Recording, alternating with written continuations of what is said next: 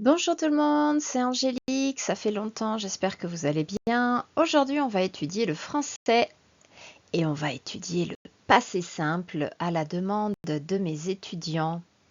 Allez, c'est parti, on va étudier un petit peu ensemble.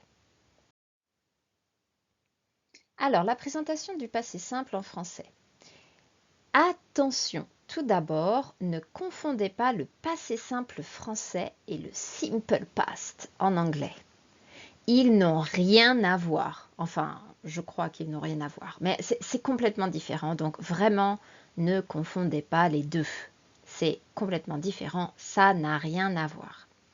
De nos jours, le passé simple est surtout utilisé à l'écrit ou à l'oral pour raconter une histoire ou un conte. On l'utilise à la place du passé composé et parfois du plus que parfait. Ça dépend des situations. À quoi ressemble le passé simple? Le passé simple, on va l'utiliser dans la littérature. On peut l'utiliser avec l'imparfait, il n'y a pas de problème. Je vais vous lire un petit texte et vous allez voir, j'ai mis en couleur les verbes. Vous pouvez voir qu'il y a des verbes soit à l'imparfait, soit au passé simple. Ce jour-là, il faisait très froid. Raymond décida de téléphoner à la belle blondine pour l'inviter à dîner. Il hésita longuement, puis composa son numéro de téléphone. Elle décrocha, mais il entendit une voix masculine au loin. Il fut très déçu et renonça à l'inviter. Donc, comme vous pouvez le voir, les verbes au passé simple se terminent par les sons A, I ou U. A décida, hésita, composa, décrocha, renonça. I entendit, U il fut. Pour les verbes du premier groupe, les terminaisons sont est, a, am, at, er. Chanter. Je chantais, tu chantas, il, elle, on chanta, nous chantâmes, vous chantâtes, ils chantèrent. Aller. J'allais, tu allas, il alla, elle alla, on alla, nous allâmes, vous allâtes, ils allèrent. Pour les verbes du deuxième groupe en IR, les terminaisons sont i, im, it, ir. Par exemple, pour le verbe finir, je finis, tu finis, il, elle, on finit, nous finîmes, vous finîtes, ils finirent. Réfléchir, je réfléchis, tu réfléchis, il, elle, on réfléchit, nous réfléchîmes, vous réfléchîtes, ils réfléchirent. Alors, vous pouvez voir que je, tu, il, je finis, tu finis, il finit, je réfléchis, tu réfléchis, il réfléchit, c'est la même chose que le présent. Et comme d'habitude, quand c'est simple, ce n'est pas simple en français. Les autres verbes qui sont très importants sont des verbes irréguliers. Il faut apprendre les conjugaisons par cœur. Être, il fut, ils furent. Avoir, il eut, ils eurent. Faire, il fit, ils firent. Vouloir, il voulut, ils voulurent. Dire, il dit, ils dirent. Répondre, il répondit, ils répondirent. Voici encore d'autres verbes. Voir, il vit, ils virent. Mourir, il mourut, ils moururent. Venir, il vint, ils vinrent. Boire, il but, ils burent.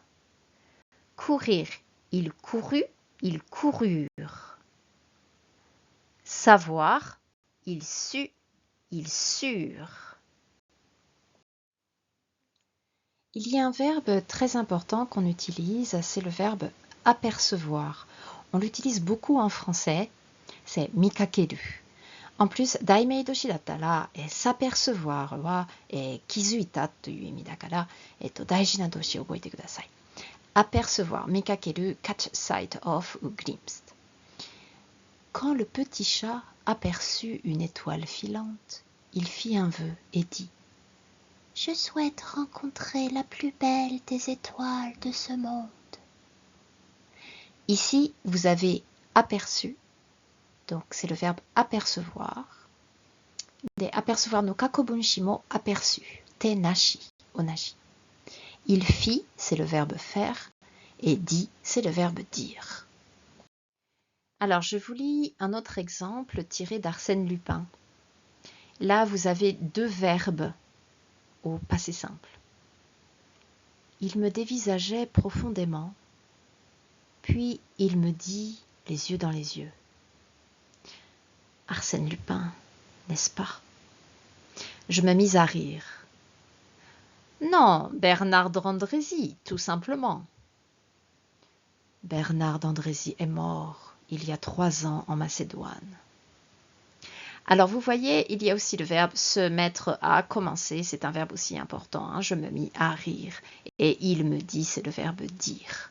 Donc vous voyez, vous allez pouvoir l'utiliser dans la littérature pour expliquer quelque chose, mais dans la discussion, il n'y a pas de passé simple. Je vous lis un autre exemple tiré d'Arsène Lupin. Mais au bout de quelques minutes, il eut l'impression désagréable qu'on le suivait. De fait, s'étant retourné, il aperçut l'ombre d'un homme qui se glissait entre les arbres. Il n'était point peureux, cependant, il hâta le pas afin d'arriver le plus vite possible à l'octroi des ternes. Mais l'homme se mit à courir. Donc, j'ai mis en bleu les verbes au passé simple. Il eut l'impression, donc j'ai l'impression que, il eut l'impression.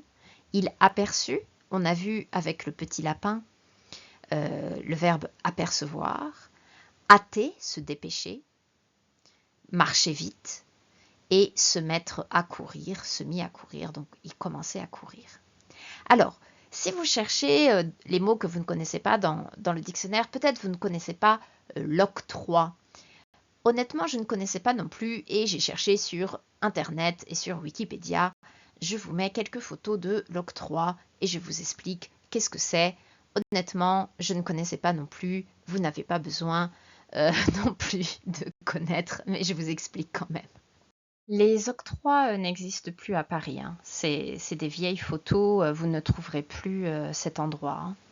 Donc un octroi, en fait, c'était une sorte de bureau des taxes et de contrôle des marchandises. Donc les marchandises qui entrent dans Paris sont contrôlées et taxées. Voilà, c'est ce qu'on appelle un bureau d'octroi.